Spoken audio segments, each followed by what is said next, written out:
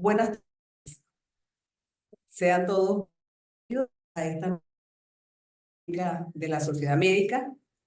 Hoy con un tema muy especial por haberse celebrado recientemente el día 3 de marzo, el Día Mundial de la Audición. Bueno, nosotros aquí en Policlínica Metropolitana, por supuesto que queremos también hacer énfasis en esta campaña que se ha hecho a nivel mundial. De hecho, toda la semana pasada hubo actividades en todos los hospitales, tanto públicos como privados. Nosotros acá hicimos también labor social haciéndole evaluaciones auditivas al personal de la clínica, en forma gratuita, por supuesto. Y bueno, el comité científico liderado por la doctora Mariana Lozada ha preparado este simposio para todos ustedes. Espero que sea muy útil para el día a día, no solamente para sus pacientes, sino para también uno mismo. Bueno, sin más nada, los dejo con la doctora Mariana Lozada, que va a ser la coordinadora de este simposio. La doctora Mariana Lozada, para los que no la conozcan, pero yo creo que es conocida por todos, es otorrinolaringóloga de acá de nuestra institución. Ella fue secretaria de la Sociedad Venezolana de Otorrinolaringología y actualmente trabaja con nosotros en Sociedad Médica en el comité científico.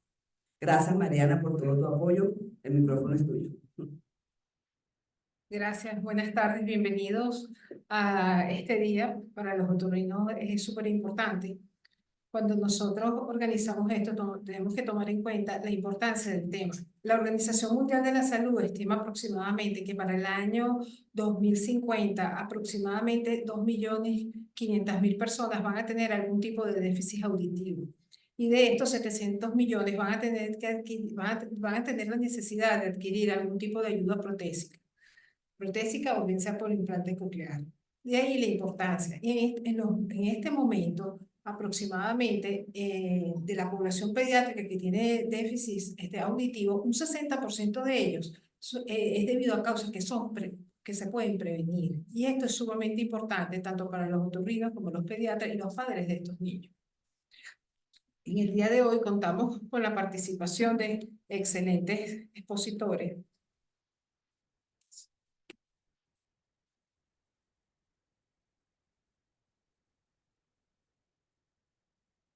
Tenemos una invitada especial, la doctora Elizabeth Garrido, quien nos va a hablar del screening auditivo neonatal. La doctora Elizabeth Garrido es médico otorrinolaringólogo egresado de la Universidad Central de Venezuela, con formación de fellow en el House Ear Institute en otología y neurootología en Los Ángeles, profesor asistente del Servicio de Otorrinolaringología del Hospital Universitario de Caracas, actualmente es colaboradora, y es una pionera en Venezuela acerca de la aplicación de los programas de screening auditivo neonatal en la clínica Ávila. Y aparte de eso, es chef profesional. La segunda conferencia corresponde a la doctora Francis Sánchez, va a hablar sobre la repercusión de la hipoacusia en el neurodesarrollo. La doctora Francis Sánchez es médico especialista en otorrinolaringología, actual presidente de la Sociedad Médica de Policlínica Metropolitana, expresidente de la Sociedad Venezolana de Otorrinolaringología y fue jefe de servicio del Servicio de Otorrinolaringología del Hospital de Niños. El doctor Manuel Lehmann, es la tercera conferencia que vamos a tener, va a hablar sobre el manejo quirúrgico de la otoesclerosis. El doctor Manuel Lehmann es médico especialista en otorrinolaringología, egresado de la Universidad Central de Venezuela, con formación de fellowship en cirugía de cabeza y cuello y en cirugía otológica. Aparte de eso, el doctor Manuel Lehmann es expresidente de la Sociedad Venezolana de Otorrinolaringología y lleva a cabo desde hace más o menos 26 años un programa, el programa de formación en ORL avanzado de perfeccionamiento profesional. La licenciada Flora Rivas Vázquez nos va a hablar acerca de la adaptación protésica, cuándo y por qué. La licenciada Vázquez es fonoaudiólogo. Minuto. Es fonoaudiólogo, es egresada del Instituto Venezolano de Audición y Lenguaje, con una licenciatura y una especialización, una maestría en trastornos de audición y lenguaje. Actualmente se ha hecho un curso de formación de una subespecialización en el manejo de los trastornos en disfagia y ella labora con nosotros como nuestro audiólogo en las unidades de otorrinolaringología de aquí de Policlínica Metropolitana. Muchísimas gracias por estar aquí presente. Al final de cada una de estas conferencias vamos a tener una sesión de preguntas y respuestas. Quiero agradecer también al Laboratorio Leti y al Laboratorio Eustabio por el apoyo que han brindado para esta actividad. Adelante, doctora Garrido.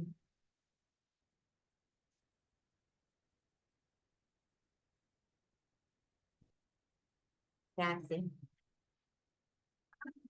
Tengo que bajar esto porque soy pequeña. Buenas tardes. Realmente muchísimas gracias por la invitación. Siempre es muy bueno poder compartir todos estos conceptos que se manejan en relación a los problemas auditivos o cómo prevenirlos. Además de que siempre es muy lindo que podamos compartir con colegas de la misma especialidad y de áreas afines como sucede con los pediatras. Yo espero que muchos pediatras estén interesados en este tema porque los pediatras son fundamentales para el diagnóstico precoz de las deficiencias auditivas. En el año 1999 estaba yo activa todavía en la Universidad Central de Venezuela.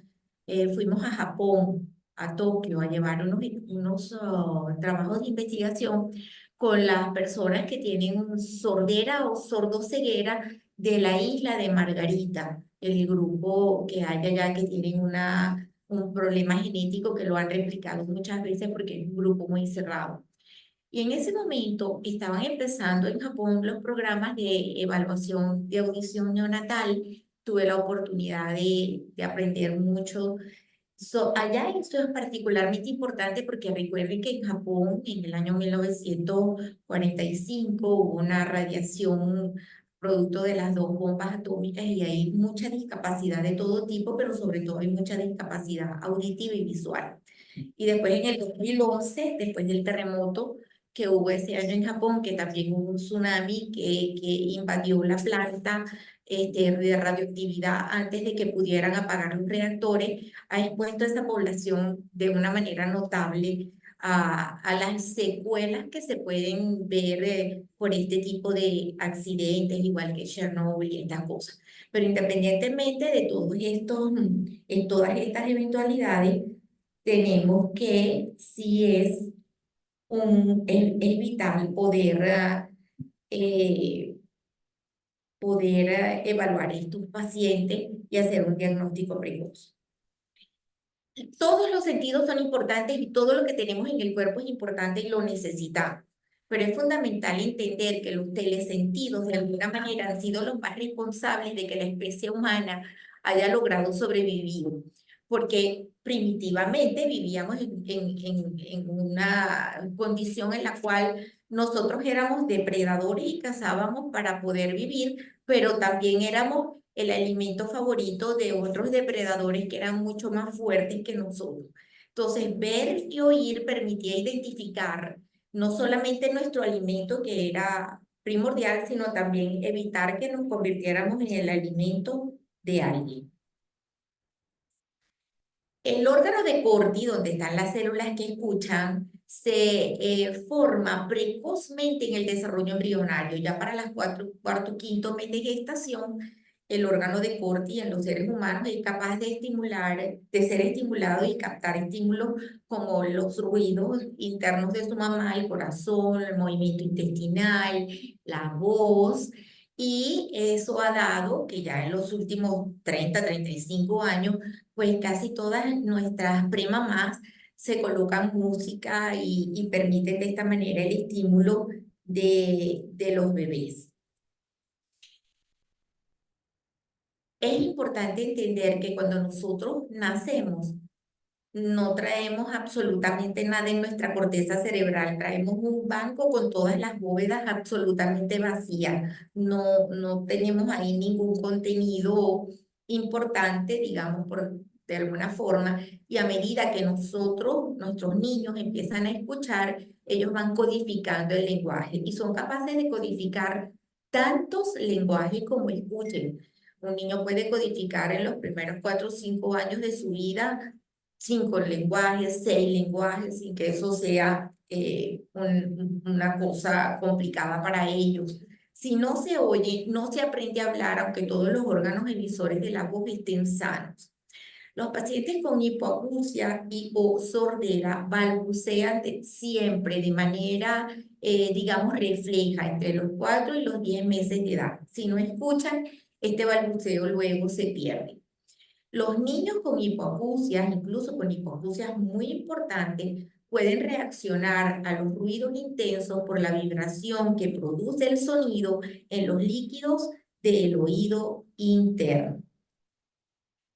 Hay una batería enorme de estudios que se pueden practicar en personas de diferentes edades y con diferentes objetivos. Hay estudios muy antiguos, como serían los estudios convencionales, y unos estudios especiales ya más sofisticados. No todos estos estudios sirven para evaluar niños, porque muchos de ellos requieren la colaboración del paciente, pero los que están sobresaltados, como la impedanciometría, las emisiones fotoacústicas, los potenciales evocados auditivos de tallo cerebral, y el estado estable, son estudios absolutamente objetivos que se pueden practicar en personas que no colaboren con el estudio, con la evaluación auditiva. Son las que llamamos entonces audiometrías objetivas, que permiten la medición de la audición en un paciente sin su colaboración. Pueden practicarse en niños, en pacientes en coma, en pacientes que tengan problemas cognitivos importantes, y también son estudios muy útiles en el diagnóstico de simuladores y disimuladores de hipoacusia. Por ejemplo, un piloto de vuelo, que es una persona que tiene que oír bien para seguir instrucciones, si no oye bien, es un problema para comunicarse con su torre de control y posiblemente, si no se da cuenta que está perdiendo audición, un problema para él, tenemos que hacerle una prueba objetiva. Y lo contrario también existe, posiblemente el obrero de una fábrica que está muy expuesto al ruido, sin la protección adecuada y que quiere una incapacidad, diciendo que escucha muy mal. Entonces, para esto sirven estas pruebas objetivas, sobre todo los potenciales evocados auditivos. Cuando nace un niño que tiene alguna alteración en su fenotipo, alguna malformación, por pequeña, por discreta que sea, pues es evidente y dependiendo de qué tan severa, y si, digamos, al examinar el niño parece parte de un síndrome o parece algo aislado, ese niño va a ser sometido a diferentes tipos de estudios. Este no es el paciente que nos preocupa. El paciente que tiene una alteración en el fenotipo siempre va a ser evaluado. En el caso de las microtias, que no son tan infrecuentes porque se presentan por uno por cada 20.000 nacidos vivos, se le hace una evaluación audiológica a la brevedad posible. No se hacen estudios radiológicos porque en ese momento no vamos a hacer nada con ellos, ni con tomografías, ni nada de esto, pero la evaluación audiológica sí. Afortunadamente en este grupo de pacientes, en más del 90% de los casos, logramos constatar que el oído interno es sano porque embriológicamente tiene un origen diferente al oído externo y al oído medio.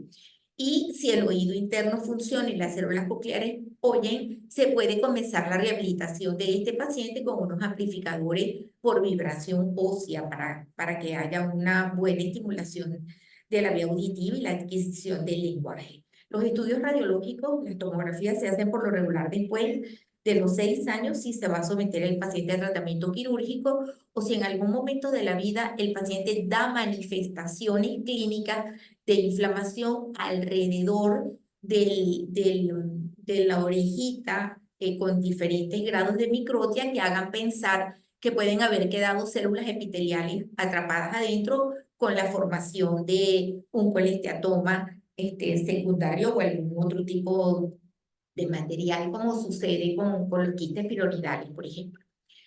El problema realmente se presenta porque solo el 50% de las hipoacusias nos van a dar alguna señal. porque va a haber alguna alteración del fenotipo, pero el otro 50% las tenemos en niños que lucen totalmente normales, son unos neonatos recién nacidos también, bellísimos, y si nosotros no buscamos cómo está funcionando la audición, vamos a hacer el diagnóstico tardíamente porque el niño no está hablando, porque no es suficientemente reactivo a los sonidos, porque lateraliza la cabeza buscando, en los casos de hipoacusias unilaterales, en los sonidos por el oído por donde tenga la mejor audición.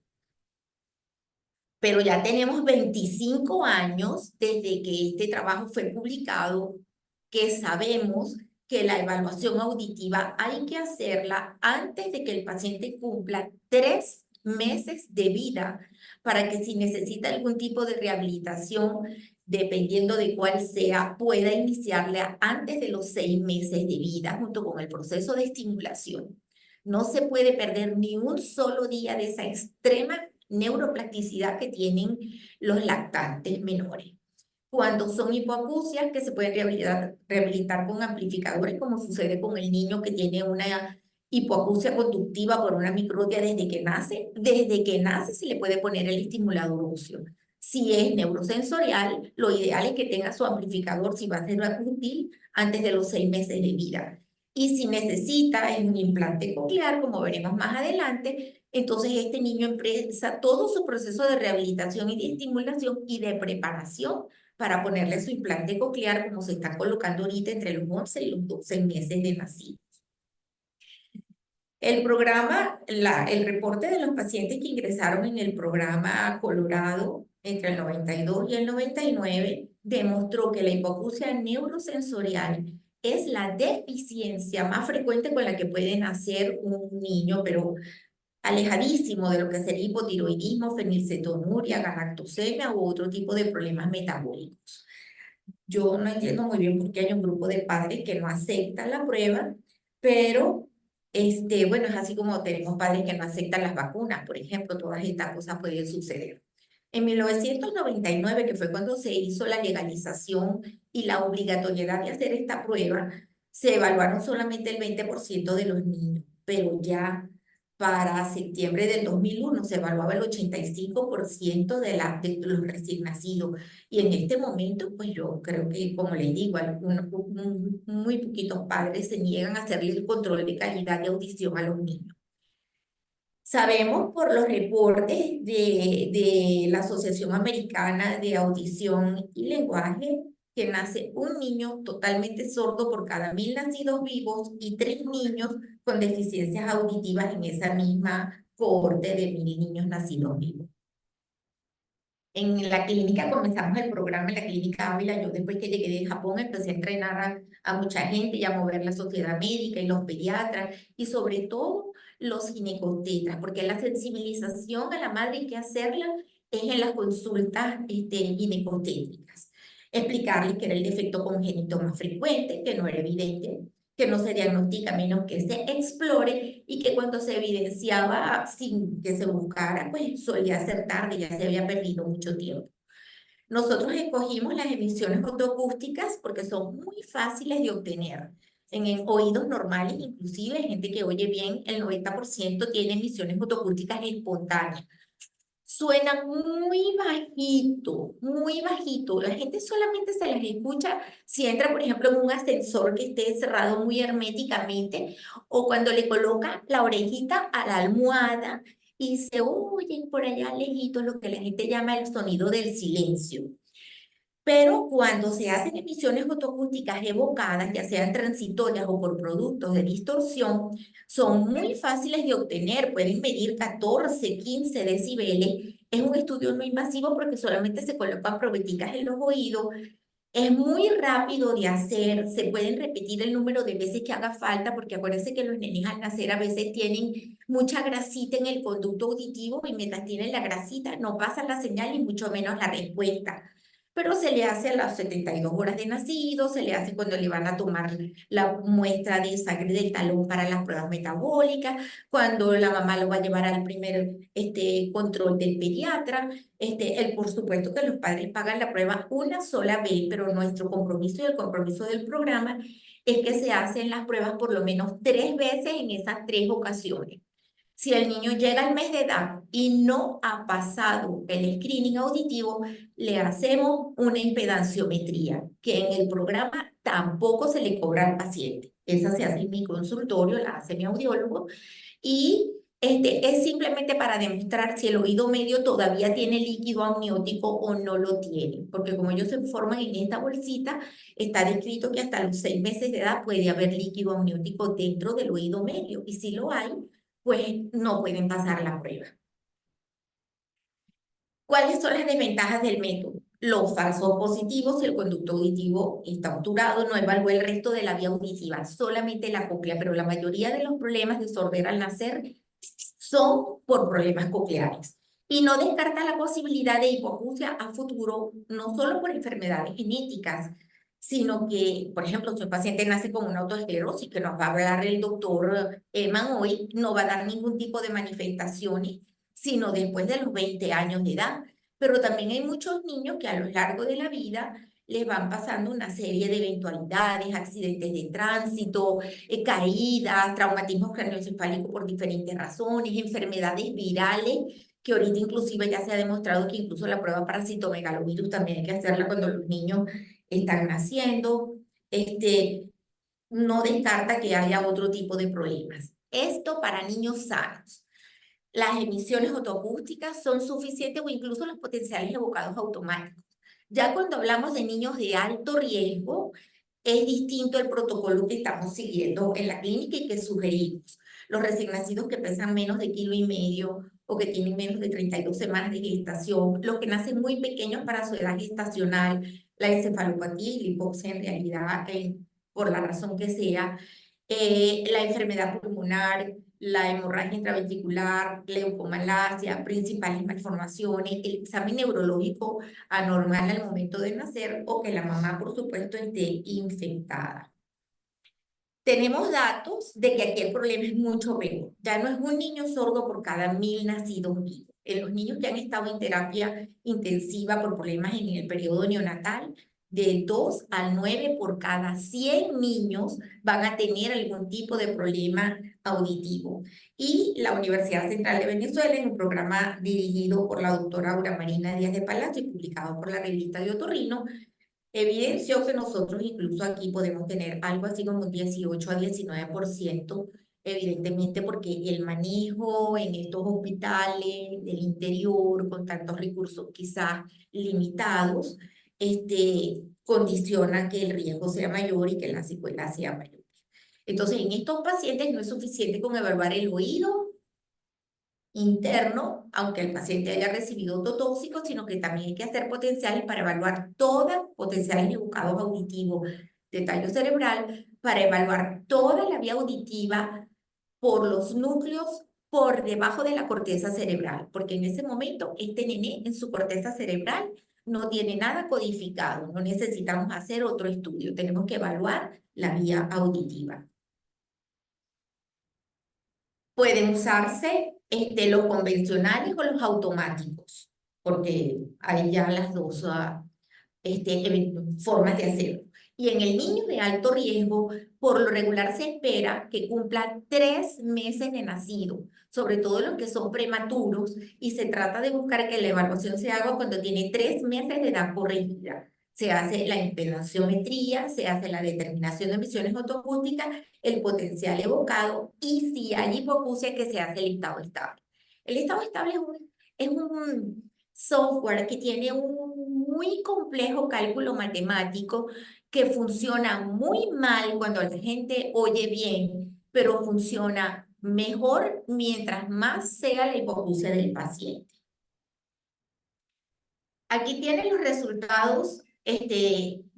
La verdad es que no me dio tiempo de actualizarlo para el último momento, pero de los niños que nosotros evaluamos, Tenemos el problema de que no todo se hace en la prueba. Es una de las cosas por las que quizás yo todavía no he podido o no he querido publicar, porque el problema, fíjese, por ejemplo, en el año 2013 se evaluaron solo el 60% de los niños, en el 2010 se lograron evaluar el 80%, en el 2019 el 68% y para el 21 el 64% de los niños. No hay programas funcionando en medicina hospitalaria y tenemos programas medios funcionando aquí en la Clínica Metropolitana, en el Centro Médico Docente de la Trinidad, en el Hospital de Clínicas Caracas, en el Grupo Médico Santa Paula, el Grupo Unido, que no es una clínica, pero a la que muchos médicos mandan niños para que se evalúen. Y ustedes saben que esos son dos audiólogos excelentes, Ana Calabrese y María Isabel de Almada.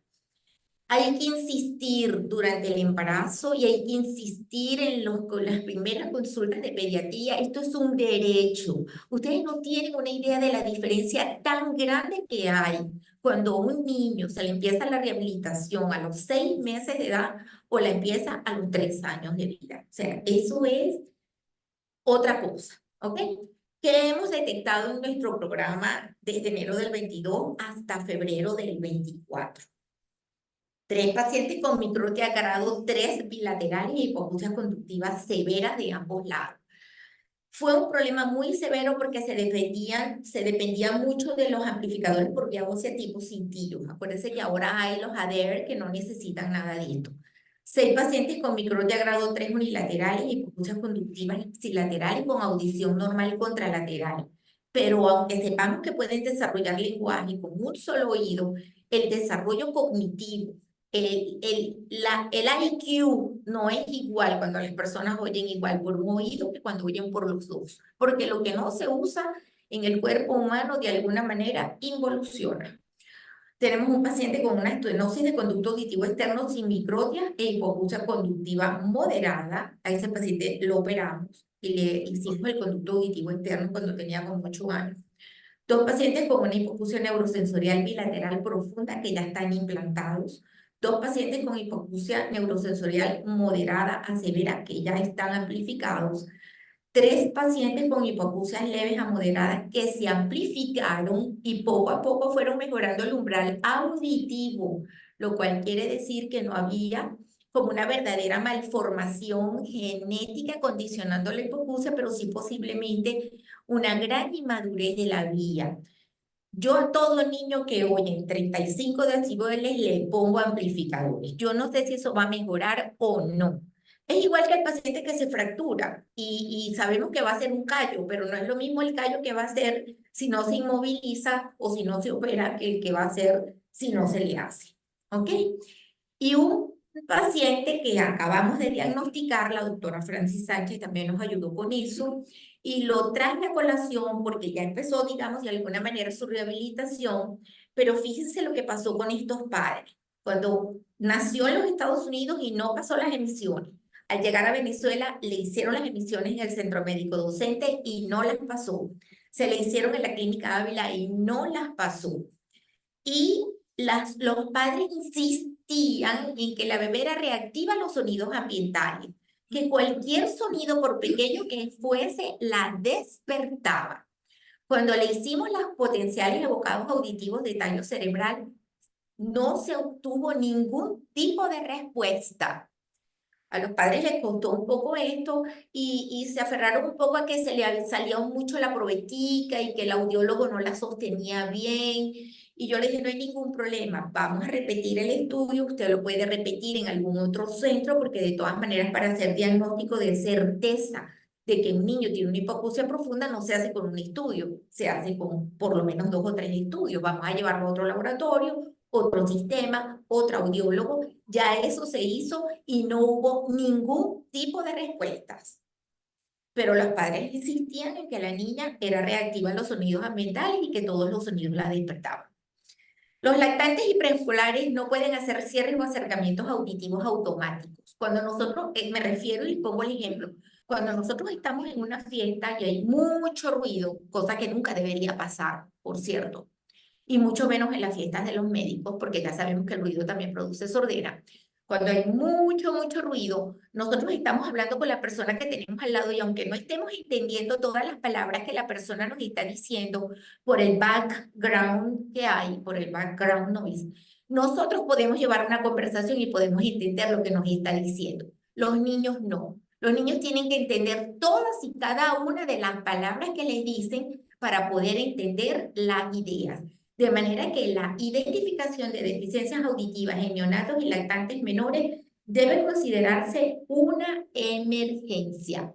¿Por qué? Porque aunque toda la vida tenemos neuroplasticidad, la neuroplasticidad de los primeros 4 años de la vida es gigantesca. Permite la compensación de deficiencias genéticas, congénitas y adquiridas. Y de esto no hablo más porque lo va a hacer la doctora Francis Sánchez. Muchísimas gracias.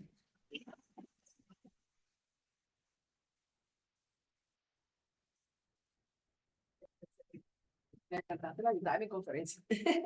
Bueno, Qué bueno. pero no importa cuántas veces se diga, todavía no ha sido suficiente porque todavía no todos los niños se evalúan y no todos los pediatras mandan a evaluar al niño. Así que lo tenemos que decir más veces. Bueno, Todas las veces.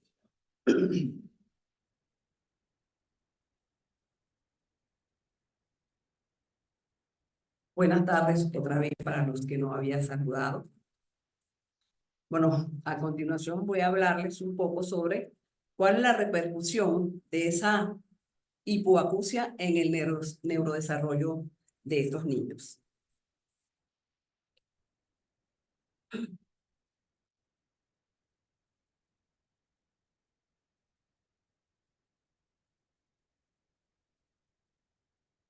La audición es ese proceso de decodificación que realiza nuestro organismo de las vibraciones que llegan al oído. Decimos también que la audición es uno de las facultades del ser humano que nos va a permitir el desarrollo del pensamiento, del conocimiento. Pero para que haya desarrollo del lenguaje, tiene que haber una audición residual útil, por lo menos entre unos 40 a 60 decibeles a una frecuencia de 4000 Hz. Cuando exista alguna alteración a nivel del oído, ya sea del oído externo, del oído medio o del oído interno, que impida la transmisión de ese sonido o esa decodificación del sonido, entonces vamos a tener una disminución de la percepción auditiva. Esto puede ser unilateral o puede ser bilateral y con un umbral mayor a los 20 decibeles, porque todos sabemos que la audición normal está entre los 10 y los 20 decibeles. Y dependiendo de qué parte del oído esté afectado o esté el impedimento, pues vamos a hablar de hipoacusias conductivas cuando el problema está a nivel del oído externo, del oído medio, y de hipoacusias neurosensoriales cuando el problema está a nivel del oído interno. Según cifras de la Organización Mundial de la Salud, 1 por cada 1000 recién nacidos vivos padece de hipoacusia neurosensorial profunda. Ya lo había dicho la doctora Elizabeth, y que probablemente en nuestro país esas cifras, aunque no hay trabajos publicados con fe, pues podríamos decir que aquí quizás los números sean mayores. Pero fíjense que de estos 1000 recién nacidos vivos, por lo menos 5 van a tener algún tipo de sordera, sea leve, moderada, pero esas son las cifras. Pero si hablamos de un recién nacido de alto riesgo, hablamos de alto riesgo, Elizabeth mencionó algunos, pero recuerden los niños, aquí que hay pediatras, los niños que van a terapia intensiva y que están bajo intubación endotraqueal con ventilación mecánica, niños que están con infecciones tipo sepsis que pueden recibir ototóxicos, porque son los medicamentos ideales para poderlos sacar de ese estado, niños que hayan tenido hipoxia perinatal, hiperbilirubinemia, perdón. Todos estos niñitos van a tener 10 veces más riesgo que la población general. Entonces es importante de que estos niñitos no se nos queden sin una evaluación aditiva. El 60% de las hipoacusias que se reportan son de origen genético. O sea, probablemente no las vamos a poder inclusive diagnosticar a veces precozmente, pero es ideal hacerlas. Y solo en el 50% de esas hipoacusias se van a identificar factores de riesgo, que también es importante. Les había hablado de algunos síndromes, de causas familiares de sordera. Y este promedio va a aumentar en los escolares.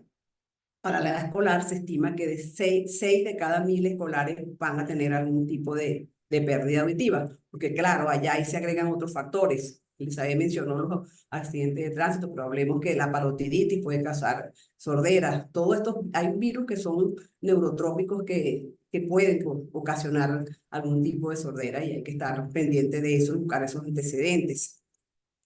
2000 familias cada año están afectadas por la presencia de una discapacidad auditiva en uno de sus hijos.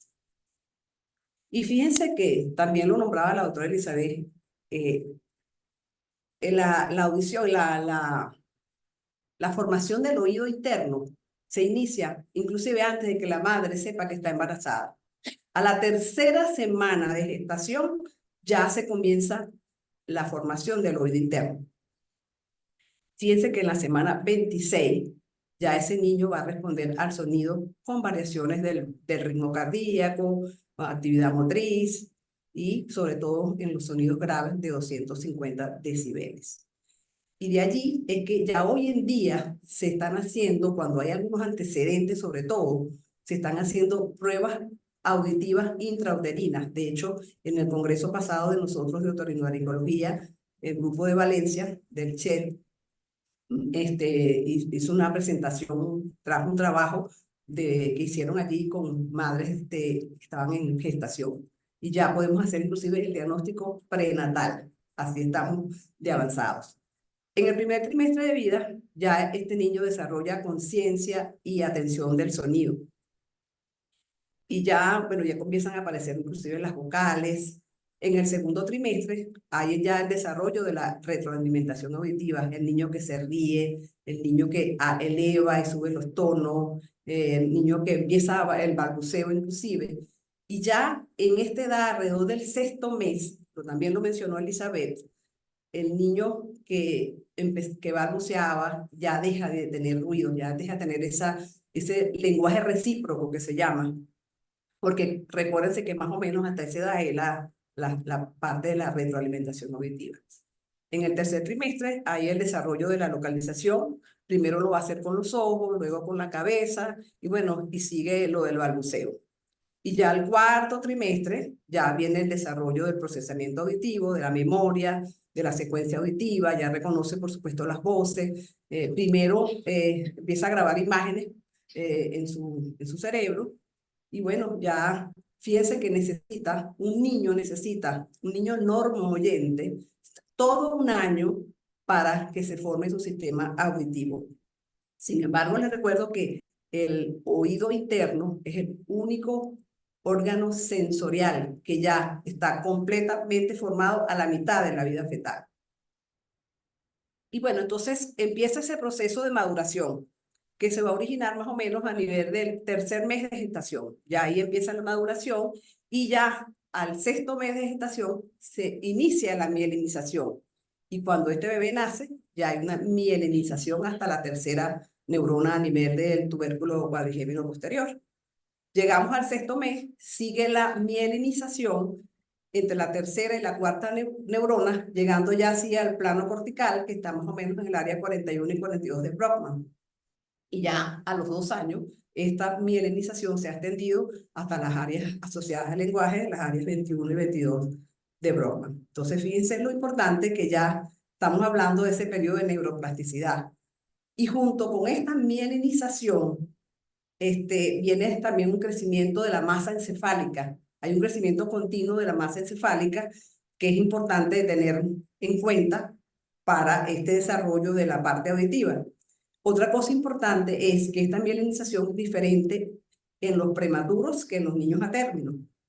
Por lo tanto, en los niños prematuros van a tener diferente neurodesarrollo, se va a estar un poco más retrasado con respecto a los niños a términos. Como les dije, es diferente en los prematuros y que con toda esa mielinización que viene ese aumento continuo de la masa encefálica, hay un proceso anatómicamente de interconexión y tendido de redes dendríticas que reviste una importancia muy especial para la edad entre el tercer mes de gestación y el segundo año de vida postnatal para el desarrollo de esas funciones psicomotoras.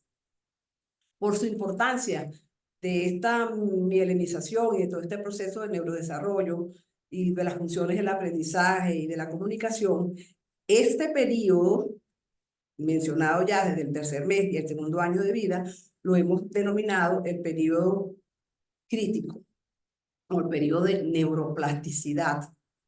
Y la neuroplasticidad, también ya habló Elizabeth, yo le dije que me había adelantado parte de mi charla, esa propiedad intrínseca que tiene el cerebro para reorganizarse en respuesta al aprendizaje y las interacciones ambientales a lo largo de la vida. O sea, en pocas palabras, es la capacidad que tiene el cerebro de un bebé de crecer en base al aprendizaje. ¿Y qué otras características tiene esta neuroplasticidad? Que es mayor entre ese primer y esos 3 años de vida. O sea, cuanto más joven es el bebé, mayor es la neuroplasticidad, porque después no es que no está presente, pero empieza a crecer.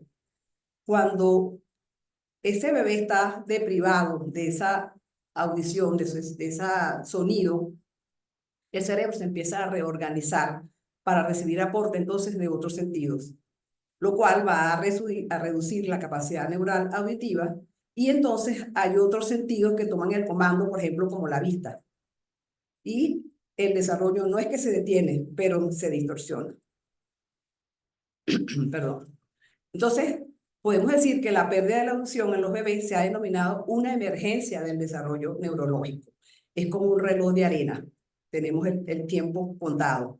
Primeros 3 años de vida, que no se nos olvide, desde que nace hasta los primeros 3 años más, desde que nace, desde que está en la sexta semana de gestación. Y esto se debe, pues, que hay ese momento óptimo en el desarrollo del bebé para que se formen conexiones neuronales auditivas importantes y significativas, y ese momento, repetimos para que no se nos olvide, los primeros 3 años de vida. Entonces, ¿cuáles son las consecuencias de esa deprivación auditiva en estos pacientes? Bueno, sabemos que para poder hablar, para el desarrollo del lenguaje y habla, es necesario ese estímulo auditivo, que tiene que empezar tempranamente para que haya todo este neurodesarrollo. Eso se va a tener alteraciones en las funciones cognitivas y las habilidades intelectuales, o sea, el conocimiento, el pensamiento.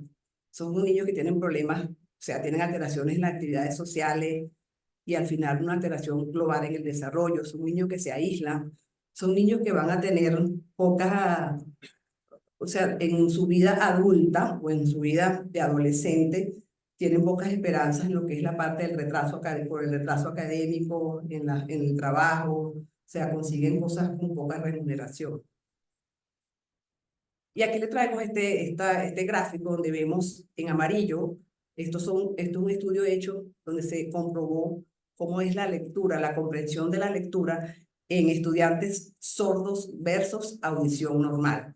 Y vemos en amarillo que los niños, a medida que aumenta el grado de educación y su edad en años, miren cómo la comprensión de la lectura también va aumentando, versus los niños en rojo, sordos, en los cuales no hay modificación, no hay comprensión, por supuesto.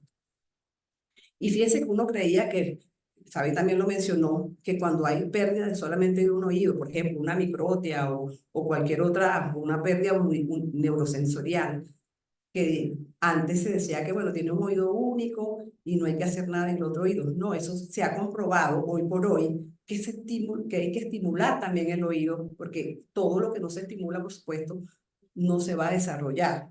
Y entonces aquí vemos en esta lámina una comparación que hicieron todos estos autores entre pacientes con audición normal versus hipoacusia unilateral. Y vemos que en áreas, por ejemplo, como matemática, lenguaje o social, fíjense los promedios, los percentiles en cada una de las áreas. Matemática 30%, lenguaje 25% y en social el 32% percentil. Entonces, vemos que sí hay modificaciones con la pérdida de un solo oído en estos pacientes. Este otro trabajo me pareció muy interesante, realizado por la doctora Emma Campbell y colaboradores, publicado en esta revista de neurociencias. Ellos hicieron un estudio para ver cuál era el impacto de la sordera temprana en la plasticidad cerebral. Lo hicieron a través de resonancia magnética cerebral.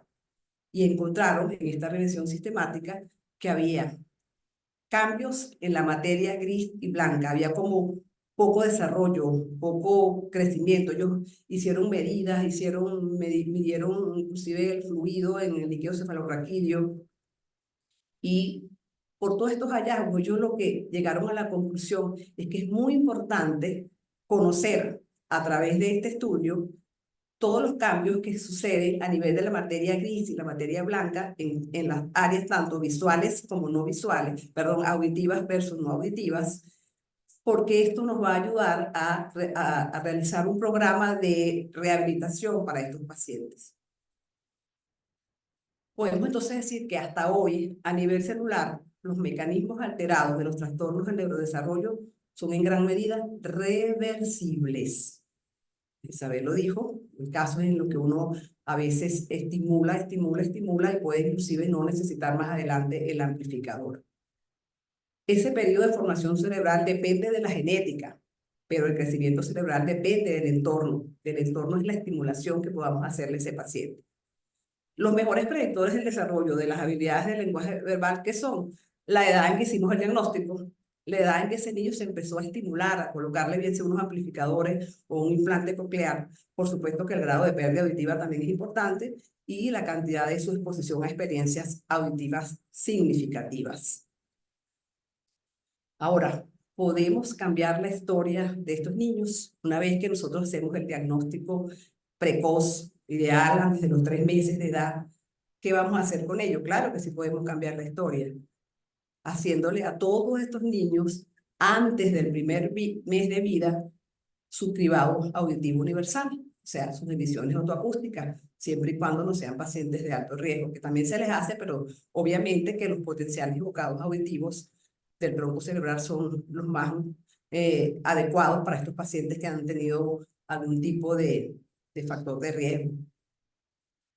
Y ya fíjese que, como decía Elizabeth, esta prueba hay que repetirla por lo menos 2 o 3 veces. Nunca etiquetamos a un paciente de sordo porque es un diagnóstico que los papás no quieren oír. O sea, se rehúsan y van a estar dando de médico en médico para que alguien le diga que sí, es mentira.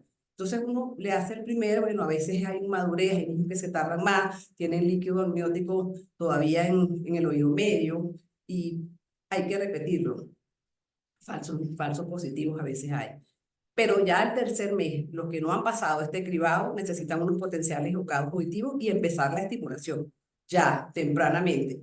Y a los 6 meses esos niños ya tienen que tener un diagnóstico definitivo y, si es posible, antes del año de edad, estar implantados si es que son candidatos para un implante coclear. Podemos entonces concluir diciendo que el cerebro es el verdadero órgano de la audición y que los oídos solo transmiten sonidos al cerebro, y son esos sonidos los que van a provocar el desarrollo, el neurodesarrollo de estos niños. Lo dijo también Eli, los niños pequeños no pueden escuchar como los adultos, por eso que en unas reuniones necesitan, no pueden escuchar igual porque no tienen el mismo formato, no tienen ese desarrollo igual, porque sus centros cerebrales superiores no están completamente desarrollados. La accesibilidad acústica del lenguaje inteligible es esencial para el desarrollo del cerebro, estimulación temprana. La audición es lo primero para el desarrollo del lenguaje y de la alfabetización. Concluimos diciendo que entonces la neuroplasticidad de la sinapsis son la base del aprendizaje y la memoria, y que su detección temprana ofrece la oportunidad de intervenir en favor de la neuroplasticidad cerebral. El mensaje que quiero que se lleven todos hoy es muy sencillo. No hay que esperar. Las acciones valen más que las palabras, y oír mejor es vivir mejor. Muchísimas gracias.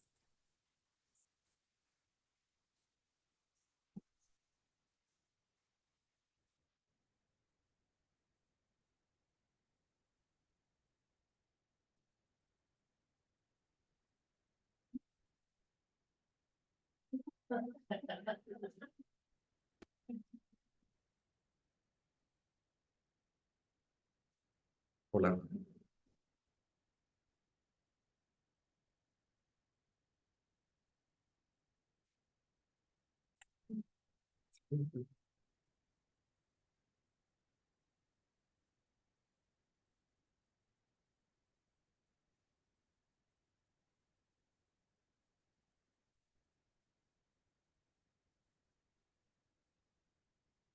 Gracias, amigos, por la gentileza de acompañarnos en esta actividad conmemorando la Semana de la Audición. Igualmente, gracias a la Sociedad Médica y al comité organizador por tener la gentileza de invitarme a colaborar en esta actividad académica. La autoesclerosis es una condición médica que afecta la audición de los seres humanos, ¿no? En este caso no es la pérdida auditiva del niño, es la pérdida auditiva del adulto. Y la autoesclerosis es una condición médica que afecta profundamente la calidad de vida de los seres humanos, sobre todo en la etapa más productiva, que es a partir de la tercera y entre la quinta década de vida. Y muchísimas veces esta condición no tiene una solución quirúrgica dependiendo del tipo de condición o tipo de esclerosis que afecte, pero la autoesclerosis es manejada quirúrgicamente. Así que hay sorderas que sí se pueden operar y hay sorderas bueno, que definitivamente hay que auxiliarlas y no son susceptibles a este tipo de alternativas terapéuticas. Quisiera, como aquí hay público que no son otorrinolaringólogos, recordarle cuando quizás estudiábamos medicina y pasamos por las pasantías de otorrinolaringología, se veían estas definiciones eh, muy escuetas, pero quería recordarle que la autoesclerosis es una enfermedad osteodistrófica que es primaria del laberinto óseo del oído, que afecta solamente la cápsula óptica, no se desarrolla en el resto del hueso temporal, y que es característica de los seres humanos y sin ninguna otra manifestación sistémica, eh, excepto el impacto en la audición. Y aquí no se mueve esto. Dale. Aquí está. Bueno, sobre la epidemiología. Es interesante hablar de epidemiología. Clásicamente, cuando revisábamos los estudios viejos, se decía que era una enfermedad fundamentalmente de gente que venía del Mediterráneo o que vivía en el Mediterráneo. Pero después de revisar muchísimos estudios sistemáticos poblacionales, se encuentra que puede alcanzar hasta el 12% de la población. Indudablemente que este 12% no corresponde a la autoesclerosis clínica. Hay muchísima autoesclerosis subclínica que es diagnosticada histopatológicamente. Pero las que afectan fundamentalmente a la clínica tienen una expresión entre el 0,1 al 2%.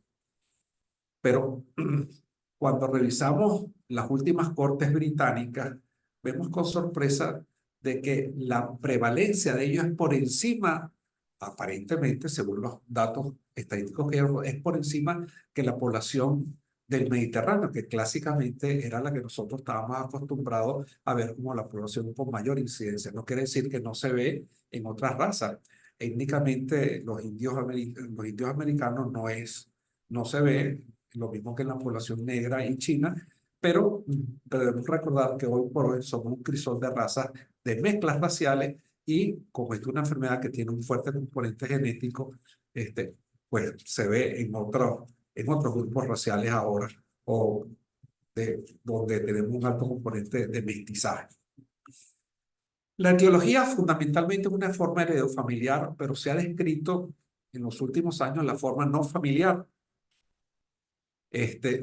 Se puede registrar desde el punto de vista epidemiológico que hasta el 70% de los pacientes con esta entidad clínica tienen un componente genético y es una enfermedad autosómica dominante, pero con una penetración incompleta.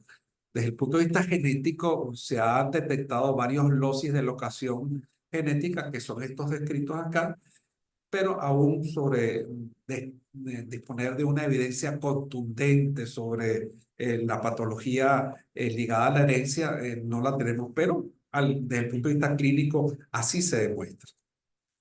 Pero hay otra forma que más recientemente vista, que es la forma esporádica no familiar y está íntimamente ligada a las infecciones virales y concretamente al virus del sarampión. Y esto se ha demostrado con los estudios histopatológicos, inmunohistoquímicos e inmunológicos en las muestras de los focos esclerosicos. Y estadísticamente también se ha demostrado que casualmente en poblaciones no vacunadas, aparentemente hay una mayor incidencia de esta forma poco frecuente. Así que no es de sorprender que también en las poblaciones que no reciben vacunación de manera sistemática y exista prevalencia de sarampión, podemos registrar esto. Ahora, ¿dónde es afectado el hueso temporal y por qué lo impacta audiológicamente? Bueno, mire, resulta que la ventana oval donde se inserta la platina del estribo, en esa región es el sitio de mayor impacto de esta condición médica y fundamentalmente en la fisura antefenestro, que es la porción más anterior de la platina del estribo. Es el sitio donde por prevalencia y mayor frecuencia se presenta la autoesclerosis, el foco de osteopunciones. Pero no solamente se ve ahí, podemos verlo en otras partes del hueso temporal, como en la ventana redonda, en el conducto auditivo interno, en el acueducto coclear, inclusive en los canales semicirculares, pero de forma especial donde les mencioné. Y esas son las formas, porque les decía que afecta fundamentalmente la cápsula óptica. Los tipos de autoesclerosis van relacionados con la manera de presentarse el foco autoesclerótico. La forma histológica, que es la gran mayoría, donde no hay una manifestación clínica y simplemente son hallazgos histopatológicos. La forma clínica más común, que es la fenestral, la autoesclerosis obliterativa, que ocupa toda la platina del estribo, y la autoesclerosis coclear, que hay una invasión al oído interno y deja fundamentalmente una sordera de carácter neuroexcepcional y no conductiva clásica. Hay una imagen donde hay una forma obliterativa de autoesclerosis donde está afectado fundamentalmente toda la ventana oval sumamente engrosada. Estas imágenes que vemos acá es una forma de autoesclerosis subclínica, donde es una evidencia fundamentalmente histológica por hallazgos post-mortem. Esta es la forma clásica de autoesclerosis. Esta es la ventana oval con un foco de autoesclerosis en su porción anterior y es lo que clásicamente vemos desde el punto de vista clínico y cuando operamos dónde está ubicada esta condición. La forma obliterativa que invade toda la platina del estribo lo oblitera. Esto es una visión vista desde hacia el vestíbulo y desde el oído medio, donde se invaden los focos autoescleróticos, van invadiendo toda la platina y no dejan espacio para que uno pueda trabajar o accederse. Esa es una forma severa de sordera conductiva. La autoesclerosis coclear que le he mencionado, donde invaden el oído interno y dejan una sordera neurosensorial fundamental, y estos pacientes no son susceptibles a actividad quirúrgica, sino fundamentalmente al manejo con auxiliares auditivos. Y la forma muy avanzada, pero esto es una forma clínica que puede tener manifestaciones. Ahí tienen una imagen audiológica de lo que sería una autoesclerosis avanzada. Desde el punto de vista clínico está dado fundamentalmente por los valores auditivos, donde la vía aérea no tiene no menor de 95 decibeles de umbral y la vía ósea por lo menos 60 decibeles para uno decretar esta forma avanzada de autoesclerosis que poca ayuda podemos ofrecer quirúrgicamente los cirujanos odontólogos a estos pacientes. Lamentablemente, como decía, la autoesclerosis afecta fundamentalmente la etapa más productiva de la vida de los pacientes.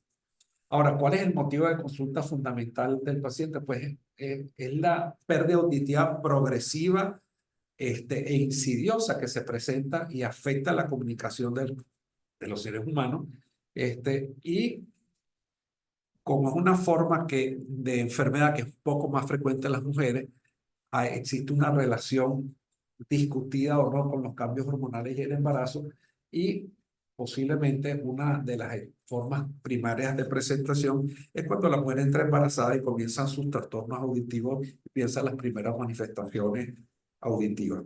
Y esto es paradójico, que es la parcusia de Willis, donde en etapas iniciales de la autoesclerosis el paciente escucha mejor en ambientes ruidosos que en ambientes silentes. Los acúfenos o tinnitus, esa es otra de las manifestaciones terribles por las que los pacientes acuden, y son debidos a lesiones por invasión de los focos escleróticos al oído interno y por afectación de la cóclea fundamentalmente. Desde el punto de vista clínico, el examen físico, lo único que uno ve desde el punto de vista otoscópico es el llamado clásico signo de Schwartz, que es una imagen rosada en el cuadrante posterior y sobre el promontorio, donde se ve una imagen rosada que habla de inmadurez de focos otoescleróticos, y eso es característico de los pacientes con estereoclipes en etapas incipientes y que nos indican que aún no está en condiciones de ser operado, y que estos pacientes se beneficiarían quizás con tratamiento farmacológico al principio con el fluoruro de sodio, que son una de las alternativas terapéuticas que ya veremos más adelante. Clínicamente, la acumetría, yo insisto muchísimo a los que trabajan conmigo, que la acumetría es un elemento fundamental, no solamente en la esclerosis, sino en todo trastorno otológico. Nosotros disponer de esto son fundamentales. Por lo menos las clásicas de Rinne y Weber, si la gente no está habituada, el otolaringólogo le da flojera o pesadez hacer la prueba SBABA del VIG o el Gillet, pero rehacer rutinariamente el Rinne y el Weber son sistemáticos para el diagnóstico clínico.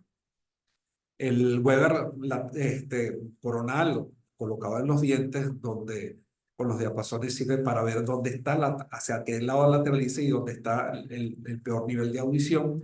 Y el Rinne negativo, comento casualmente, el Rinne es una prueba que cuando lo normal es que sea positivo, y la gente confunde al principio y dice, bueno, ¿cómo va a ser alterado cuando es positivo? La gente esperaría lo paradójico, que su fiera normal tuviera negativo, ¿no? Es la manera de expresarse clínicamente, y es la prueba característica en la mayoría de los pacientes con esclerosis incipiente. Y el Rinne con los 128 y los 156 Hz con los diapasones son fundamentales para hacer esto. Y los residentes de otorrinolaringología tienen que acostumbrarse a manejar la acumetría de manera sistemática. Y un odontólogo, bueno, sin la acumetría, creo que es una de las herramientas clínicas fundamentales. Yo no quiero entrar en detalles específicos cómo hacer estas pruebas, porque eso es un tema muy de la especialidad, y aquí hay gente que es de todas las áreas, y a lo mejor no les interesa mucho eso, pero quería recordarle que no solamente la audiometría sirve para diagnosticar, sino las partes clínicas que nos enseñaron la vieja escuela médica de siglos atrás, nos ayuda a establecer diagnósticos con precisión. Más recientemente se incorpora la timpanometría para hacer diagnóstico. Y la timpanometría es una prueba fundamental que da muchísima información. A veces nos conformamos pensando que lo importante es para ver las presiones del oído medio y si la función tubárica es adecuada y si la curva está plana o no está plana. Pero realmente dentro de la audiometría hay muchísima información que es muy útil, como ver la compliance dinámica y la compliance estática. Les recuerdo a los que no están aquí, la compliance es la capacidad de complacencia del sistema tímpano-auricular, y cuando hacen las mediciones donde se mete presión positiva en el conducto auditivo externo, se mide el volumen de cada conducto en particular, que puede ser variable cada ser humano, y nosotros podemos comparar el volumen de desplazamiento que tiene esto y medir la compliance estática. Por ejemplo, en el lado derecho vemos una compliance que está en el orden de 0,99, casi la mitad de la contraria del otro oído. Eso, a pesar de que son curvas tipo A, aquella es una curva distinta y pareciera que tuvieran el mismo tamaño, pero cuando uno lo hace comparativo con la escala, se da cuenta que es una curva de menor tamaño y con una menor capacidad de complacencia. Y eso se debe a que la autoesclerosis fija la cadena de huesecillos, fijando el estribo, y no permite una complacencia de ese sistema tímpano-circular. Lo mismo la compliance estática, que mide la capacidad de complacencia fundamentalmente del estribo moviéndose en la ventana oval, y cuando ésta está alterada con valores como estos ejemplos que voy a colocar acá, donde la compliance estática, por ejemplo, en el lado derecho de la pantalla está en 0,25 con respecto a la otra, que es casi 3 veces más. Esto es un mismo paciente con una autoesclerosis del lado izquierdo. Son maneras de valorar cómo funciona el sistema de complacencia tímpano-circular.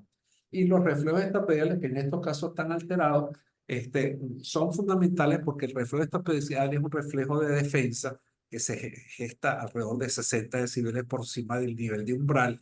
Y cuando están alterados, pues hablan del nivel de hipoacusia que puede tener el paciente. Desde el punto de vista clínico, esto se lo recuerdo a los otorrinolaringólogos, es muy frecuente hablar de los llamados reflejos invertidos, y esto se debe a que sencillamente el foco de autoesclerosis, como está ubicado en la porción anterior de la ventana oval, se registra un sistema de respuesta que al principio del estímulo se contrae inadecuadamente porque está fijado parcialmente, y hay esa inversión del reflejo estapedial. Pero estos son temas muy específicos del otorrinolaringólogo, de cómo diagnosticar. Son herramientas auditivas que nos dan los diagnósticos clínicos. Pero definitivamente la audiometría tonal y vocal es lo que nos da el diagnóstico clínico definitivo y fundamental para tomar decisiones de cuándo poder ayudar a un paciente con una cirugía o cuando el paciente no tiene esa alternativa. Desde el punto de vista auditivo, como vemos aquí, hay una hipoacusia, hay un tipo de sordera conductiva donde existe un diferencial entre la vía aérea, que es la curva superior, y la vía, y la vía ósea superior y la vía aérea, y ese gap conductivo es el nivel de sordera que gesta el paciente. En la primera curva, con corchetes arriba, habla de la reserva coclear del paciente, que es la reserva dada por el órgano de corte, y abajo es la capacidad auditiva real del paciente medida por el sistema de transmisión de la cadena tímpano-circular. Definitivamente los pacientes con este diferencial auditivo son pacientes susceptibles a tratamientos quirúrgicos, y para establecer una alternativa de ese debe haber por lo menos una brecha, un gap conductivo de al menos unos 15 decibeles. Y la audiometría, aquí quería hacer un comentario sobre la audiometría tonal y un signo auditivo que es la muestra de Carhart, que se ve acá. Este es un ejemplo donde uno imagina que hay un artefacto auditivo en el medio, de aquí hay una depresión en el medio de la curva audiológica. Esa es la llamada muesca de Carhart, que es patognomónico de autoesclerosis bien ya madurada, donde simplemente eso es un defecto auditivo que está dado simplemente por una alteración del sistema de resonancia del sistema circular. Recordemos que toda estructura y todo elemento tiene un sistema de resonancia específico, y el de la cadena de huesecillos generalmente está en los 2000 ciclos y se ve alterada en esta condición médica, y por eso es que hay esa caída neurosensorial que es simplemente una caída auditiva, porque no es real la pérdida de la capacidad auditiva. La audiometría vocal también es fundamental, que mide la capacidad de entendimiento y discriminación. Aquí en este tipo de estudios estamos buscando cuál es la capacidad de discriminación, y en etapas iniciales la discriminación de estos pacientes es bastante buena. Solamente en los casos de muy avanzados ya empieza a alterarse la discriminación en la audiometría vocal. Y las emisiones ortoacústicas es otro elemento fundamental para hacer diagnósticos que realmente no son demasiado útiles, pero están alteradas, no se registran cuando están en los pacientes con autoesclerosis. Bueno, ¿cuándo nosotros podemos realmente poder ayudar a un paciente con esta condición? Bueno, cuando tiene un nivel de pérdida auditiva mayor de 30 decibeles y con el objetivo de restaurar la transmisión del sonido a través de la cadena circular y restaurar la vibración de los fluidos en el oído interno para que se geste el fenómeno auditivo. Ese es el objetivo de la cirugía para restaurar la capacidad auditiva en estos pacientes. Puede ser trancó.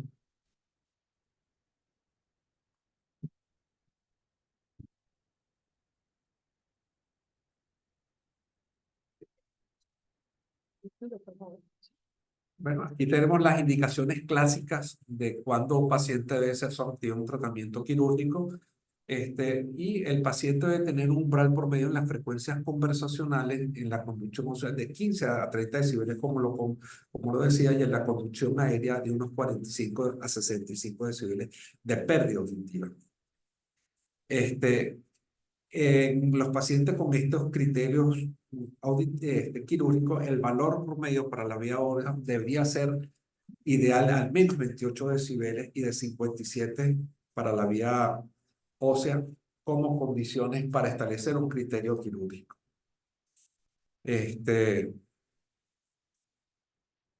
Y los requisitos generales para la cirugía estapedial, pues, comprender detalles propios de la operación, explicar al paciente qué es lo que se trata del procedimiento, que el paciente debe tener unas condiciones razonables de salud para ser intervenido, a pesar que es una cirugía relativamente sencilla, e inclusive se puede hacer con hasta anestesia local. Pero hay que hablar con el paciente de qué debe esperar con respecto a esperar en una cirugía de este tipo. Se debe la cirugía, el oído, ¿cuál es el oído que debe operar? Pues el peor oído que tengamos, no podemos operar siempre el mejor. Y las contraindicaciones de la cirugía están íntimamente también ligadas con esto. Un paciente con un oído único, pues estos pacientes no deberían ser operados.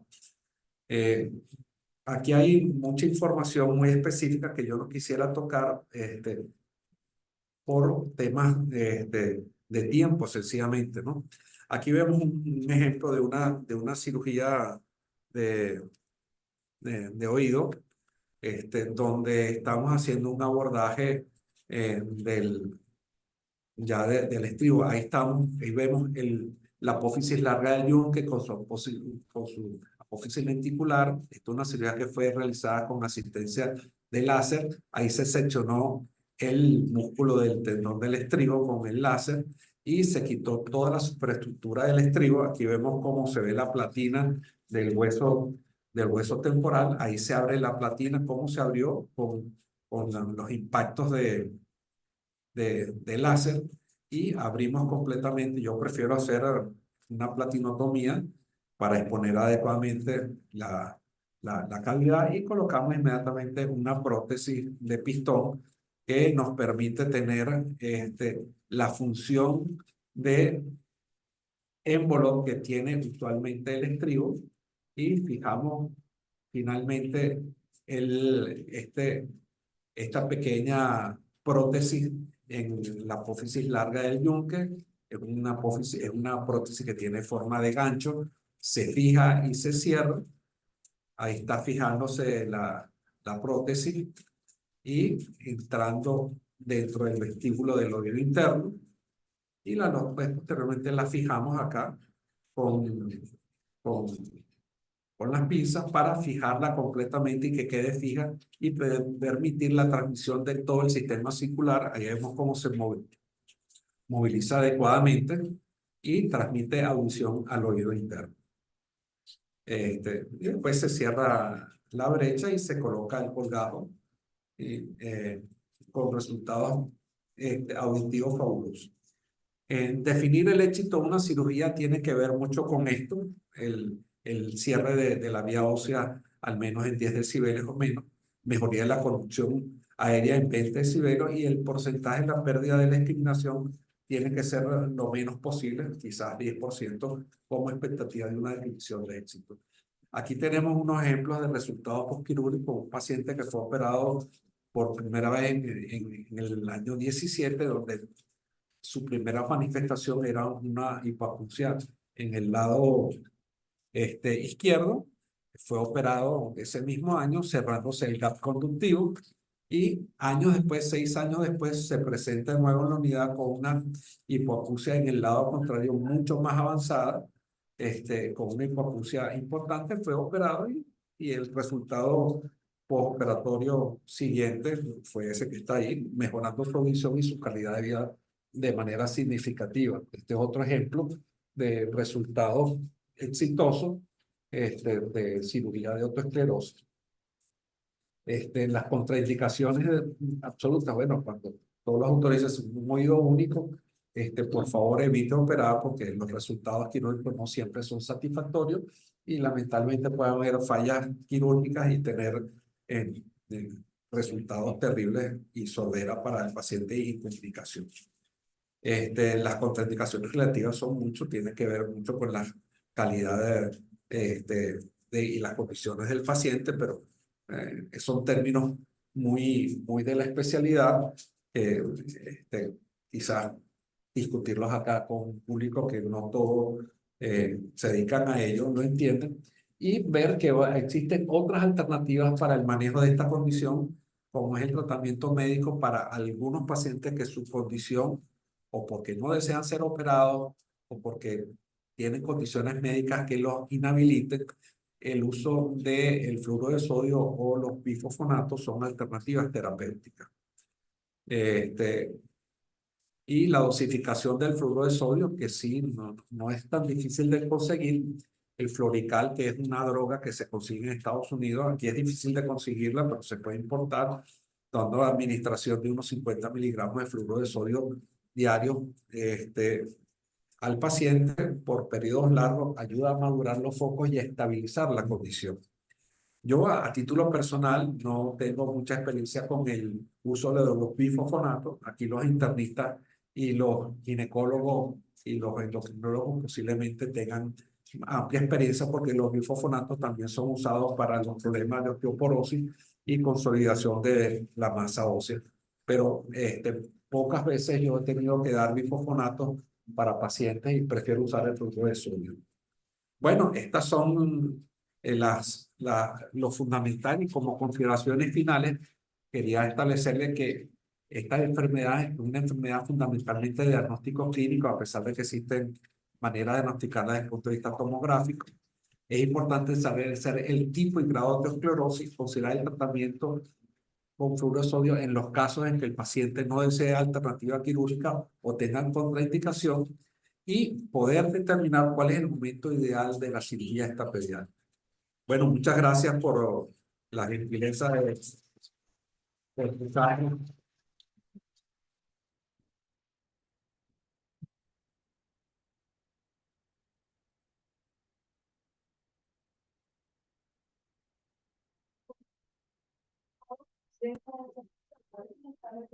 Gracias, gracias. Es un cuestionario clásico sobre sintomatología auditiva.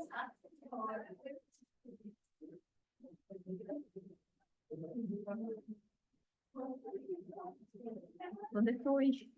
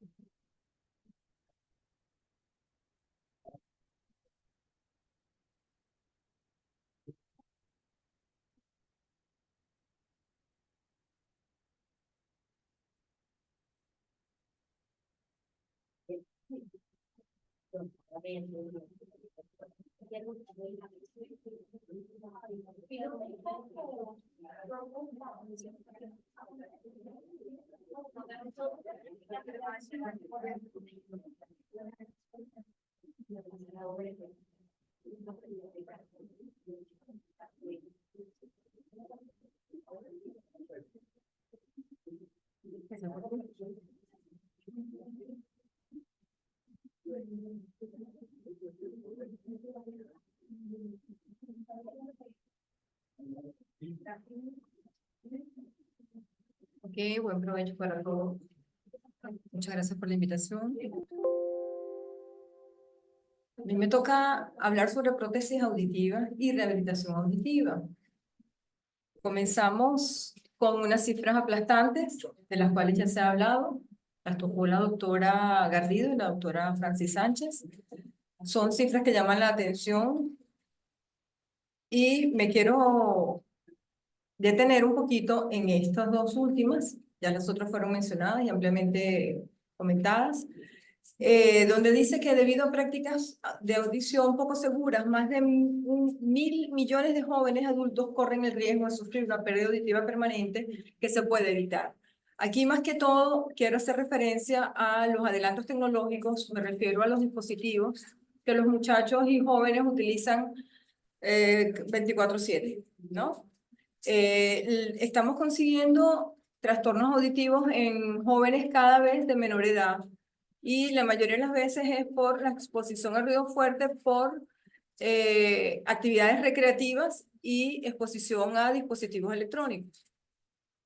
Tenemos también una cifra que llama mucho la atención, que es que más del 80% de las necesidades se encuentran desatendidas. Estas cifras son a nivel mundial, son las últimas cifras que publicó la OMS. Ahí siguen habiendo factores limitantes contra los cuales se está luchando en las campañas como la que se hace el día de la audición, en la semana de la audición a nivel mundial, para tener acceso al conocimiento de los trastornos auditivos y tratar de eliminar algunas creencias negativas alrededor de estos. Nuestra premisa básica sería la detección temprana, de la cual ya se ha hablado, y la clasificación adecuada de la pérdida auditiva, para poder brindar una solución a ese trastorno. Eso todo nos va a llevar a mejorar la calidad de vida, pero nos planteamos la detección, cuándo evaluar. Y la evaluación puede realizarse en cualquier momento del ciclo vital. Ya oímos acerca de la detección temprana, muy importante, es a nivel universal, no lo podemos olvidar. Y a lo largo que el niño crece, se van presentando diferentes trastornos que nos motivan a una evaluación. Tenemos también otra población flotante que surge también de los adelantos tecnológicos, como son las personas que trabajan en telemarketing, utilizan equipos de telecomunicaciones todo el día, a veces con horarios de 10 y 12 horas continuos. Está la exposición a ruido fuerte por actividades recreativas, que es la que nos tiene ahorita aumentando de manera bárbara la presencia de trastornos auditivos en jóvenes. Las personas que trabajan con riesgo auditivo, empresas que deben hacer chequeos anuales a sus operadores y, por supuesto, las causas de la pérdida auditiva. Como hablamos que la podemos evaluar en cualquier momento del ciclo vital, tenemos las causas que ya se han tocado con los factores prenatales, perinatales, factores en la infancia y adolescencia que hay que tener mucho en cuenta para permitir, ¿no?, el correcto desarrollo del lenguaje y desarrollo cognitivo del niño. Tenemos también factores que se presentan en la edad adulta, en la edad avanzada, y esos otros factores que a veces quedan por fuera, que muchas veces no se toman en cuenta, pero son importantes, sobre todo la exposición al ruido fuerte, de la que yo le estoy hablando, los medicamentos ototóxicos. Ahorita tenemos una gama importante en el tratamiento de los pacientes oncológicos. Deberían hacerse chequeos auditivos pre-terapia, durante la terapia y al terminar la terapia con este tipo de medicamentos. También está la presencia de productos químicos ototóxicos, pero ya a nivel laboral. Las carencias nutricionales, las infecciones virales como el COVID. El COVID nos ha dejado una estela de problemas auditivos importantes, tanto de molestias como presencias de acúfenos y disminución auditiva. Y bueno, las pérdidas auditivas progresivas de causa genética y los riesgos laborales. Para poder determinar los problemas auditivos, nos valemos de una batería de pruebas subjetivas y pruebas objetivas, como comentó la doctora Garrido, Y tenemos la prueba clásica, que es la audiometría tonal, que nos va a permitir conocer la audición de la persona en función de la intensidad, la frecuencia y la comprensión de las palabras. Las respuestas del paciente no se disponen en un gráfico, que es el audiograma, el cual voy a pasar a explicar un poquitico para que tengan ese conocimiento. En el audiograma vamos a dibujar nuestras curvas auditivas. Ya vieron algunos audiogramas con curvas que presentó el doctor Eman. Esta prueba nos va a permitir entonces clasificar, ¿verdad?, los problemas auditivos. Y vamos un poquito más atrás, vamos a hablar un poquito de la audición. La Academia Americana de Audiología nos brinda esta imagen muy valiosa sobre los sonidos familiares. Aquí están dispuestos a manera de ejemplo algunos sonidos del día a día, y el sombreado azul es conocido como la banana del habla, donde se encuentran los sonidos del lenguaje. Quiero ir atrás un momentico. Tenemos el audiograma, está dispuesto en el horizontal con la frecuencia, que es la tonalidad, que medimos desde 125 a 8000 ciclos por segundo, y en el eje vertical tenemos la intensidad en decibelios. ¿Ok? Más abajo en el audiograma sería, por supuesto, la pérdida auditiva.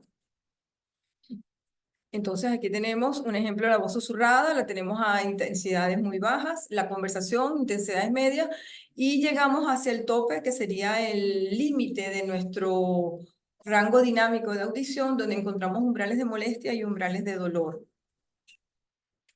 Entre los hallazgos auditivos ellos nos permiten clasificar nuestra audición. Los problemas auditivos tienen varias clases de clasificación, valga la redundancia, porque podemos primero definir si son pérdidas prelingüísticas o postlingüísticas. Tenemos también nuestra clasificación según el grado de pérdida auditiva, que es la que nos va a permitir nos deja determinar qué tipo de rehabilitación vamos a tener con el paciente. También tenemos la clasificación según el tipo de pérdida auditiva. Según el tipo de pérdida auditiva, tenemos la de tipo conductivo, donde está involucrado problemas en pabellón, conducto auditivo y oído medio. Tenemos las pérdidas tipo sensorial o de percepción, donde el compromiso está en el oído interno y en el octavo par, perdón, no es séptimo, es octavo par.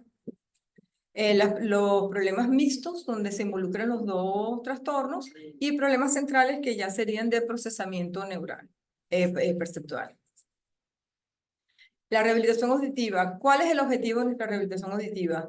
Es ayudar a la persona con esta pérdida auditiva para que funcione de manera independiente en las actividades de la vida diaria, a través de un entrenamiento y de la detección, discriminación, reconocimiento y comprensión de los estímulos sonoros, pudiendo desempeñarse en todos los campos de su vida. ¿Cuándo vamos a amplificar? La amplificación no puede esperar. La amplificación es enseguida que se detecte el compromiso. En el caso de los niños es crucial una vez que se haya confirmado diagnóstico, ya que es un problema que afecta, como ya fue comentado, la adquisición del lenguaje y el desarrollo del habla. Pero, como dijo bien la doctora, oímos con el oído, pero realmente interpretamos con el cerebro, y necesitamos que esa información llegue al cerebro para el desarrollo cognitivo también. Las pérdidas auditivas que no sean susceptibles de tratamiento médico deben ser amplificadas enseguida. Se recomienda que para personas con pérdida auditiva a partir de moderado, ya se empieza a dificultar el entendimiento del habla, ya tenemos problemas de socialización. Siempre que tengan restos auditivos aprovechables, se recomienda amplificar. Y en los pacientes jóvenes, siempre suele haber una resistencia por el asunto de que si se ve o no el aparato la prótesis que uno recomiende, es un problema que hay que tratar para evitar que sea un rechazo o que haya un rechazo por parte de ellos, ¿no? En el proceso de selección de equipos tenemos que tener en cuenta los parámetros que ya hablamos: tipo de pérdida, si es unilateral, si es bilateral, si es simétrica o asimétrica, el presupuesto del paciente, las preferencias estéticas, porque hay diferentes tipos de soluciones auditivas, necesidades que tenga la persona. No es lo mismo las necesidades de un estudiante que las necesidades de una persona de negocios que se reúne con con compañeros todo el tiempo o una persona que atienda al público. Las necesidades, según las aficiones, otros desafíos o limitaciones físicas hay que tomar en cuenta. Los problemas de destreza en los adultos mayores, si tienen problemas motores, es difícil recomendar un equipo de un tamaño pequeño porque no van a tener la misma destreza manual. Las disposiciones hacia la tecnología y, bueno, tomar en cuenta cuáles serían los accesorios que le dan mayor comodidad a la persona. Las opciones. Gracias a los avances tecnológicos podemos aprovechar esta audición residual. Tenemos las prótesis auditivas externas, los implantes cocleares, las prótesis auditivas osteointegradas y hay otros dispositivos de ayuda que vamos a mencionar.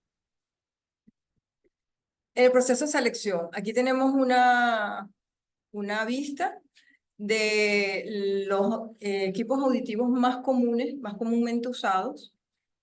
Tenemos las diferentes vías de amplificación por vía aérea, por vía ósea, los tipos de prótesis. El primero sería una prótesis convencional de bolsillo, ya no se utilizan casi. Eran prótesis que tenían un dispositivo de FM que permitían en aulas de escuelas de niños sordos, comunicarse con las maestras todos en la misma frecuencia modulada. Tenemos los lentes que se les adaptan sus auxiliares auditivos, que pueden ser por conducción ósea o aérea. Y tenemos los retroauriculares, que son los behind the ear, que son los más comúnmente usados. Tenemos también equipos dentro del oído, intracanal, de diferentes formas. Las prótesis auditivas generalmente son dispositivos muy pequeños, son electrónicos, van desde el oído y ajustan el sonido al rango dinámico auditivo del individuo. Las prótesis auditivas son equipos que deben ser recomendados tomando en cuenta las curvas auditivas de cada paciente. Esos equipos que solamente amplifican el sonido de una manera burda, que se venden en farmacias y en otro tipo de comercios, no son los más indicados para la rehabilitación auditiva. Estos equipos están constituidos por micrófono. El micrófono capta los sonidos, los convierte en señales eléctricas que pasan al amplificador o procesador. Este va a analizar y filtrar y aumentar la potencia de las señales para enviarlas de vuelta a través del auricular receptor, que transforma la señal y la lleva como onda sonora para transmitir el sonido.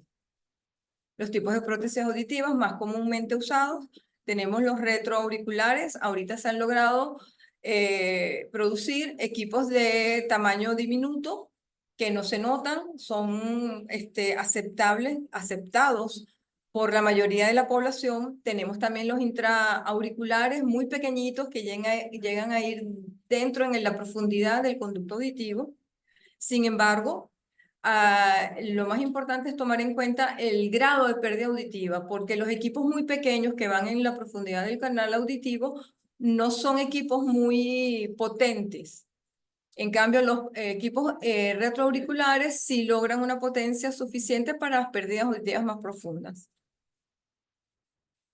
El beneficio del uso de prótesis auditivas, bueno, son múltiples, facilitan la comprensión del habla, permiten que la persona participe en actividades del día a día, que participen en actividades que han dejado de participar antes, personas que socialicen de nuevo. En las personas de adultos mayores, el no uso de auxiliar auditivo las lleva y las sume en aislamiento, que es una situación que debemos, bajo todo concepto, evitar. Se las hablaremos posteriormente. Pasamos al implante coclear. Y bueno, mientras el auxiliar auditivo amplifica los sonidos, el implante coclear estimula directamente la cóclea y el nervio auditivo y envía señales que se generan al cerebro, donde éste reconoce el sonido. Permite reconocer señales de advertencia cuando la persona está implantada, puede volver a hacer su vida normal, mejora los niveles de comprensión del lenguaje, permite reconocer sonidos familiares del ambiente. Toma un poco de tiempo aprender a escuchar de nuevo. Los pacientes implantados requieren de entrenamiento auditivo, requieren de terapia. El implante coclear, para realizarlo es muy importante la reconfirmación del diagnóstico. se requiere procedimiento de quirúrgico para la aplicación, y luego va a sesiones continuas de terapia para volver a aprender a reconocer ese sonido. Es un proceso que lleva tiempo, lleva dedicación, lleva riesgo porque requiere de procedimientos quirúrgicos importantes. No todos logran el mismo nivel de audición, aunque tengan pérdidas similares, pero la clave, lo básico en estos implantados es la rehabilitación. Es un procedimiento de alto costo que sería que va en contra un poco de las posibilidades de las personas actualmente. Para el uso del implante coclear, una vez que está realizada la fase quirúrgica, después de un tiempo, un periodo prudencial, se comienzan a ajustar los parámetros especiales que se hacen a través de la programación. Son una cantidad de parámetros, como el ancho de pulso, la tasa de estimulación, volumen, todo eso va a calibrar los electrodos que han sido introducidos en la cóclea. Aquí tenemos un dibujo que muestra claramente donde está colocado el micrófono, muestra la bobina que envía las señales al receptor interno. En el lado derecho tenemos la vista de la implantación de los electrodos en la cóclea que van a enviar las señales, ya sería a través de la vía, para darle el significado a ese sonido. Los candidatos tradicionales para implante coclear son adolescentes y adultos con hipoacusia de aparición prelocutiva, pacientes con malformaciones congénitas del oído interno o con diferentes grados de osificación coclear, candidatos con otras discapacidades asociadas a la hipoacusia. La aparición de hipoacusia profunda bilateral en el contexto de meningitis debe ser considerada como una urgencia en la colocación uniobilateral de un implante coclear, porque lleva riesgo de una laberintitis osificante. Los criterios para niños: deben tener hipoacusia neurosensorial severa profunda. Los menores de 5 años solo con hipoacusias bilaterales profundas. Cabe destacar que la implementación de los implantes en los niños casi siempre es posterior a un periodo por lo menos de 6 meses utilizando auxiliares auditivos retroauriculares seguramente, ¿no?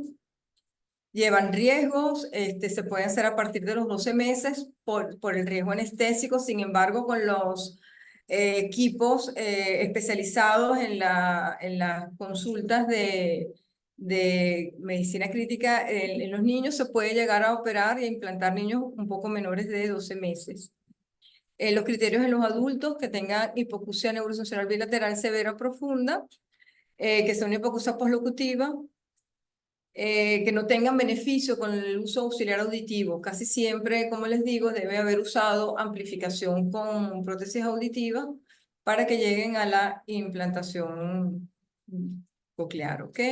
La convicción de los beneficios, esto debe ser valorado por el psicólogo. Casi siempre se busca ayuda psicológica en el caso de los adultos para manejar este tipo de intervención y su tipo de pérdida.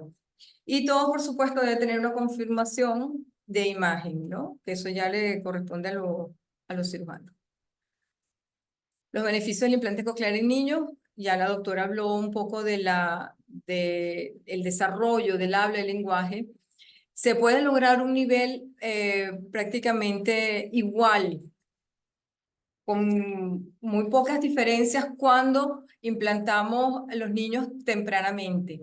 O cuando se hace, por ejemplo, si no es implante, se le coloca la rehabilitación, se le colocan las prótesis auditivas y entra en rehabilitación, puede llegar a nivelarse con un niño oyente de la misma edad. Ya después de los 3 años, 2 niños, uno implantado y uno oyente, pueden llegar a tener bastante el mismo nivel o bastante cercano al nivel de la normalidad.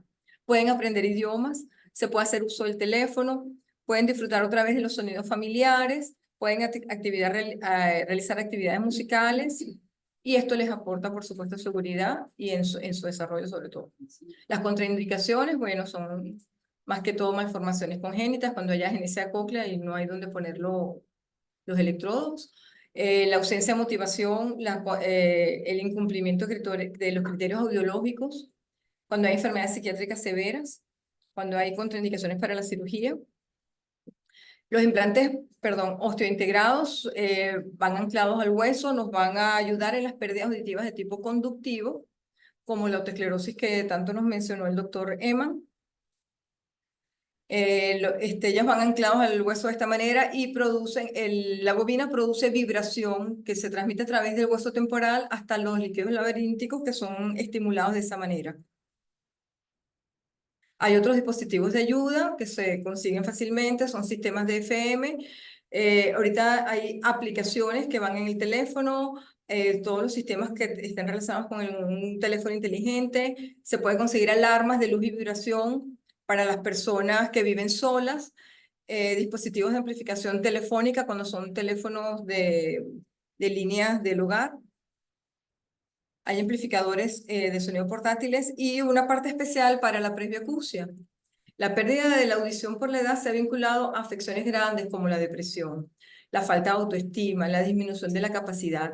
Este gráfico nos muestra cómo la persona va transitando por ese mundo de silencio donde se va aislando cada vez más y llega a un deterioro cognitivo que hace que su salud se deteriore y muchas veces se dejan, ya no quieren más ayuda ni nada solo porque se encuentran aislados, piensan que la gente no habla con ellos, piensan que nadie les quiere hablar y simplemente que están escuchando mal.